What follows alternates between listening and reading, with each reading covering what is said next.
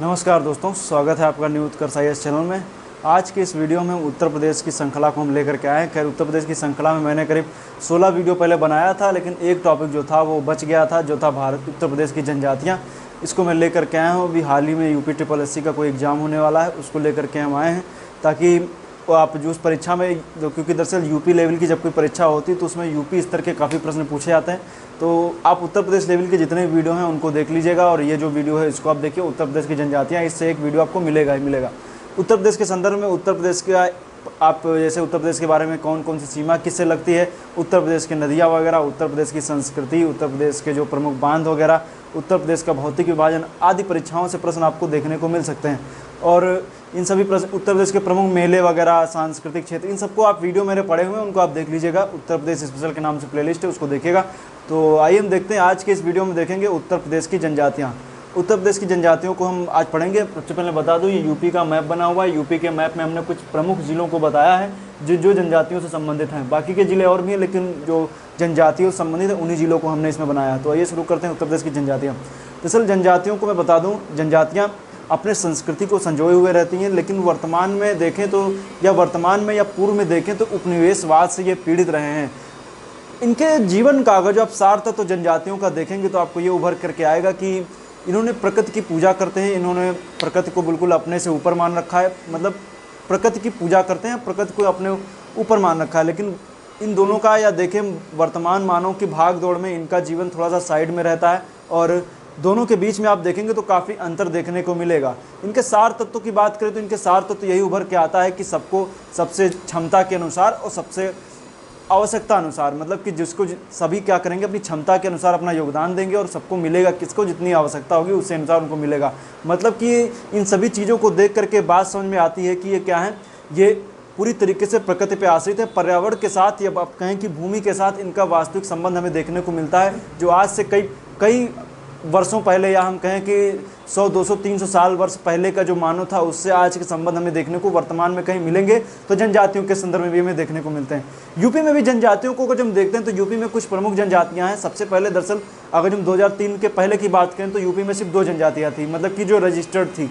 लेकिन बाद में क्या हुआ कि 2003 में 10 जनजातियों को और शामिल किया गया, तो कुल मिलाकर इसमें वर्तमान में उत्तर प्रदेश में कुल अनुसूचित जनजातियाँ कितनी हैं? टोटल 12 हैं। तो आइए हम देखेंगे सबसे पहले यूपी की जनजातियां, और सर्वाधिक जनजातियां कहाँ हैं उत्तर प्रदेश को? सोनभद्र जिले में हमें देखने को मिलती हैं। सोनभद्र जिला ये आप देख रहे हैं, सोनभद्र है, यूपी का सबसे दक्षिणतम जिला है सोनभद्र, और सोनभद्र की सीमा सर्वाधिक राज्यों से लगती है। कौन कौन से लगती है? अगर जो आप यहाँ पे आप देखेंगे तो इस साइड में पड़ता है बिहार, बिहार के नीचे देखेंगे तो यहाँ पे झारखंड है, झारखंड के नीचे छत्तीसगढ़ है, और इस तरफ देखेंगे तो MP पड़ता है। तो 4 राज्यों से लगती है। यूपी का एकमात्र ऐसा जिला है जो 4 राज्यों से सीमाएं बनाता है, वो कौन सा है? सोनभद्र है। फिर दूसरे नंबर पे आता है, नाम जो है वो सहारनपुर का आता है, लेकिन आप यूपी को मतलब कि सोनभद्र याद रखिएगा, जो 4 राज्यों से सीमा बनाता है। दूसरे नंबर पर अगर जो देखेंगे सर्वाधिक जनजातियाँ जो पाई जाती हैं वो बलिया में पाई जाती हैं। बलिया को आप मैप में देख लीजिए, यह है बलिया, ये यूपी का सबसे पूर्वी जिला है बलिया। इसको याद रखिएगा, गंगा नदी के किनारे स्थित है, यहीं से गंगा बिहार के छपरा में प्रवेश कर जाती है। तो ये है, इसको याद रखिएगा, बलिया सबसे पूर्वी जिला है। सबसे उत्तरी सहारनपुर, सबसे दक्षिणी सोनभद्र, सबसे पूर्वी बलिया, और सबसे पश्चिमी शामली है। शामली देखेंगे तो यहीं पे सहारनपुर के नीचे यहाँ पे शामली पड़ता है, जो सहारनपुर से अलग करके बनाया गया, मतलब कि सहारनपुर का जब विभाजन किया गया तो उसे शामली को अलग कर दिया गया, यहीं पे शामली पड़ता है। तो इनको याद रखिएगा, परीक्षाओं में प्रश्न से आ सकते हैं। तो सर्वाधिक जनजातियां सोनभद्र में पाई जाती हैं, दूसरे नंबर पे हम देखेंगे तो बलिया में पाई जाती हैं। लेकिन सबसे कम की बात करेंगे तो बागपत है, बागपत भी यहीं पे पड़ता है, बागपत। तो सबसे कम जनजातियां जो पाई जाती हैं वो कहाँ पाई जाती हैं? बागपत में पाई जाती हैं, इनको याद रखेगा। अब देखते हैं 2003 से पहले, जैसे मैंने बताया कि 2003 से पहले जो थी वो 2 जनजातियाँ थी, थारू एवं बुक्सा। सबसे पहले 2 जनजातियाँ, लेकिन बाद में 2003 में सरकार ने क्या किया कि 10 अनुसूचित जनजातियों को और शामिल किया गया, तो सूचीबद्ध कर दिया गया। तो वर्तमान में कुल कितनी? 12 हो गई, 2 पहले की 10 बाद में, तो 2003 याद रखेगा। तो वर्तमान में कुल 12 अनुसूचित जनजातियां हैं।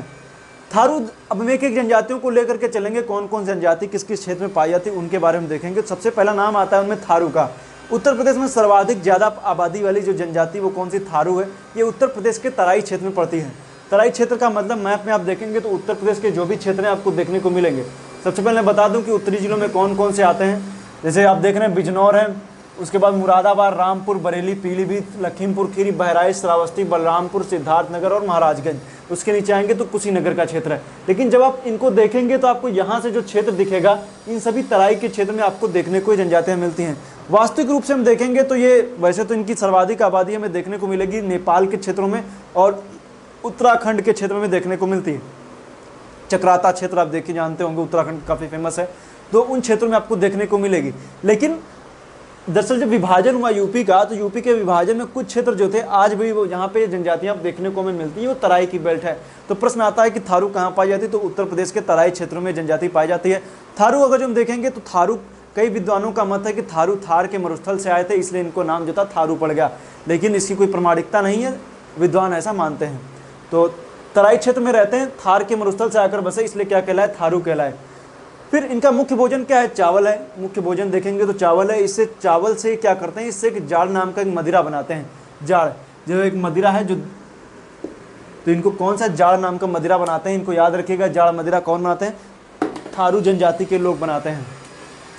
किसे, चावल से ही बनता है जाड़, क्योंकि जानते होंगे जो देसी मदिरा वगैरह बनाई जाती है तो जनजातियों के लिए मदिरा वगैरह भी आप देखेंगे तो काफ़ी मुख्य स्थान रहता है और लोग अधिकतर उसको पीते रहते हैं, सेवन करते हैं।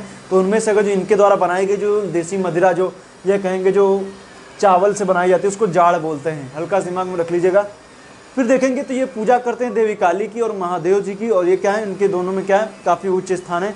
इनका शिवलिंग वगैरह जो पूजा करते हैं वो पत्थर का ना होकर के बाँस का होता है, तो हल्का दिमाग में रख लीजिएगा, बाँस का होता है। और ये दिवाली को शोक के रूप में बनाते हैं। इस दिन ये क्या करते हैं, अपने पूर्वजों को अनुसरण करते हैं, पूर्वजों को भेंट करते हैं, उसको हम रोटी कहते हैं। तो ये याद रखिएगा, दीपावली शोक के रूप में बनाते हैं। वर्तमान सरकार ने इनके, अगर हम देखेंगे, वर्तमान सरकार ने इनको बढ़ावा देने के लिए या कहें कि उनके उत्थान करने के लिए लखीमपुर खीरी में एक विद्यालय की भी स्थापना की है, महाविद्यालय की, जो लखीमपुर में स्थापित है। तो थारू के जन कल्याण के लिए एक महाविद्यालय जो बनाया गया, कहाँ स्थित है, लखीमपुर खीरी में स्थित है। ये लखीमपुर खीरी की मैं बात बता दूँ, नेपाल से बॉर्डर टच करता है, यूपी का क्षेत्रफल की दृष्टि से सबसे बड़ा जिला है। फिर हम आएंगे बुक्सा की तरफ। बुक्सा में हम देखेंगे तो वर्ण व्यवस्था भी आपको बुक्सा में देखने को मिलेगी। और बुक्सा सब रहते कहाँ हैं, बिजनौर के क्षेत्र में रहते हैं। बिजनौर आप ये देख रहे हैं, बिजनौर। कोई भी जिला, जैसे आपके दिमाग में कोई एक जिला का आप इमेज बनाएं तो उसके 3-2-4 चीज़ें आपको एक्स्ट्रा उससे संबंधित दिमाग में तुरंत आ जानी चाहिए। बिजनौर की हम बात करेंगे तो बिजनौर से ही गंगा नदी क्या होती है, यूपी में प्रवेश करती है, बिजनौर से। इसको याद रखिएगा, बिजनौर में ये लोग निवास करते हैं। बिजनौर के कुछ ग्रामीण क्षेत्र हैं, वहाँ पे ये रहते हैं। तो बुक्सा कहाँ है, बिजनौर। ये मुख्य रूप से हिंदी भाषा बोलते हैं, हिंदू धर्म को मानते हैं। इनका मुख्य भोजन मछली चावल है। मुख्य भोजन क्या, मछली चावल है। जैसे आप बंगाल के लोगों को देखते होंगे, बंगाल के लोगों का भी मुख्य खुराक क्या, मछली चावल है। उसी तरीके से बिजनौर के क्षेत्रों में दरअसल तराई का बेल्ट है, चावल की खेती ज़्यादा होती है, मुख्य भोजन मछली चावल है। मछली चावल इसलिए मुख्य भोजन, दरअसल नॉर्मल में तो खेती करते हैं, लेकिन खेती से जब बात आती है दूसरी की तरफ, या कहें कि खेती में जब मंदी की स्थिति होती है तो मछली का पकड़ने का भी कार्य करते हैं। तो बुक्सा मछली पकड़ते हैं, मछली पालन भी इनके जीवन का एक मुख्य अंग है। इनको याद रखिएगा, आय का प्रमुख स्रोतों में से एक है मछली पालन। और देखेंगे तो इनमें भी विधवा विवाह प्रचलन में है, इसको याद रख सकते हैं, विधवा विवाह। और एक पूजा करते हैं काशीपुर की चामुंडा देवी की, काशीपुर की चामुंडा देवी की पूजा करते हैं। ये सबसे बड़ी देवी मानी जाती हैं, इनको याद रख सकते हैं। कौन पूजा करता है, बुक्सा जनजाति। रहती कहाँ है, रहती है बिजनौर के क्षेत्रों में। नेक्स्ट हम देखेंगे खरवार। खरवार को हम देखेंगे तो इसकी बेल्ट जो आपको देखने को मिलेगी ये वाला क्षेत्र है, मतलब कि सोनभद्र, मिर्जापुर, चंदौली, वाराणसी, गाजीपुर, बलिया के क्षेत्रों में हमें ये सब देखने को मिलती हैं। तो इनको याद रखिएगा, खरवार जनजाति काफ़ी फेमस है। तो और कर्मा नृत्य वगैरह आप जानते हैं, सोनभद्र के क्षेत्रों में भी खरवार जनजाति के लोग इसको भी करते हैं। तो हल्का से, अब जब मेरा वीडियो आप यूपी स्पेशल के देखेंगे तो उसमें मैंने लोक नृत्य के ऊपर वीडियो बनाया, आप उसको देखिएगा, लोकगीत और लोक नृत्य, उसमें आप देखिएगा तो उसमें मैंने विस्तृत रूप से बताया इसके बारे में। तो कर्मा नृत्य खरवार जनजाति के लोग करते हैं। तो ये तो थी मुख्य जो प्रमुख जनजातियाँ हैं इनके बारे में। लेकिन कुछ और हैं जिनसे परीक्षा में प्रश्न आपकी भेंट हो सकती है, आइए उनको भी हम देख लेते हैं। एक है सहरिया। सहरिया को हम देखेंगे तो ललितपुर में पड़ती है। ललितपुर आप देख रहे हैं, ललितपुर एक ऐसा जिला है जो 3 तरफ से मध्य प्रदेश से घिरा हुआ है। मध्य प्रदेश से घिरा होने के साथ साथ और भी मैं इसकी बता दूं, यूरेनियम के भंडार यूपी में हम देखेंगे तो ललितपुर में ही देखने को मिलते हैं, ललितपुर में। तो याद रखिएगा ललितपुर। और पहरिया सोनभद्र की है, सोनभद्र के बारे में मैंने बताया है। सहरिया ललितपुर और पहरिया सोनभद्र। फिर बैगा सोनभद्र की है, याद रखिएगा, बैगा सोनभद्र। अगरिया भी सोनभद्र है। चेरो जो है वो सोनभद्र और चंदौली की है। चंदौली को आप देखेंगे तो ठीक मध्य, जो सोनभद्र के ठीक ऊपर आपको चंदौली देखने को मिलेगा। दरअसल इनको लोकेशन वगैरह भी आप जो भी है इनको याद रखिए, जो भी लोकेशन जो ज़िले हैं उनको आप, जैसे कोई भी आपका जिला वगैरह आ जाए तो आपके दिमाग में तुरंत आ जाना चाहिए उसकी लोकेशन क्या है। जैसे मैं कोई भी ज़िले का नाम लूँ तो आप उसको तुरंत आप मैप में अपने अकॉर्डिंग डिनोट कर लीजिए कि वो ज़िला पड़ेगा कहाँ, चाहे वो कोई भी ज़िला हो। यूपी के जितने ज़िले हैं, जब आप किसी भी राज्य का यूपी स्पेशल या कहीं की मध्य प्रदेश स्पेशल, बिहार स्पेशल, झारखंड, छत्तीसगढ़, राजस्थान कुछ भी पढ़ें तो जिलों की लोकेशन सबसे पहले जरूर पढ़ें एक, जब क्योंकि आपको जब एक ओवरव्यू मिलेगा तभी चीज़ें अच्छे से क्लियर हो पाएंगी, वरना आप रटते रहिए अगरिया सोनभद्र, पहरिया सोनभद्र रटते रहिए। रटने की तो कोई रट सकते हैं तो रट लीजिए, लेकिन मैप में समझेंगे तो ज़्यादा आसानी रहेगी। तो फिर देखेंगे मुनिया, मुनिया भी अब है सोनभद्र की है। तो और खरवार को जैसे मैंने बताया है देवरिया, बलिया, गाजीपुर, वाराणसी इन क्षेत्रों में है। देवरिया भी आप देखेंगे यहीं पे, देवरिया के पास मऊ, मऊ के बाद आजमगढ़, आजमगढ़ के बाद इस तरफ हम देखेंगे तो यहाँ पे पड़ेगा जौनपुर, इसके बगल में यहाँ पे इलाहाबाद है, और इधर भी देख लीजिए महोबा है, झांसी है, हमीरपुर है। तो इनको आप याद रखिएगा, इसी के पास चित्रकूट वगैरह भी पड़ता है। तो खरवार देवरिया, बलिया, गाजीपुर और वाराणसी में रहती है। पंखा जनजाति को देखेंगे तो सोनभद्र और मिर्ज़ापुर के क्षेत्रों में रहती है। तो ये थी उत्तर प्रदेश की जनजातियों को लेकर के आप सभी को जो आगामी परीक्षाएं उनके लिए आपको मेरी तरफ से शुभकामनाएं। मैं उम्मीद करता हूं आपका पेपर अच्छा होगा। तो आज के लिए बस इतना ही। नेक्स्ट वीडियो कुछ दिनों के लिए मैं इंडियन ज्योग्राफी को थोड़ा सा स्टॉप करूंगा, क्योंकि खास लोगों की दिलचस्पी दिख नहीं रही, लोग पढ़ते पढ़ते भी उब गए हैं। पर्यावरण की श्रृंखला में आगे जारी करूंगा कुछ दिनों बाद, फिर इंडियन ज्योग्राफी फिर मैं कंटिन्यू करूंगा। तो अगला जो नेक्स्ट वीडियो आएगा वो पर्यावरण का होगा। इंडियन ज्योग्राफी कुछ दिनों के लिए स्टॉप रहेगी। तो फिलहाल आज के लिए बस इतना ही। हमें दीजिए इजाज़त। वीडियो देखने के लिए आपका बहुत बहुत धन्यवाद।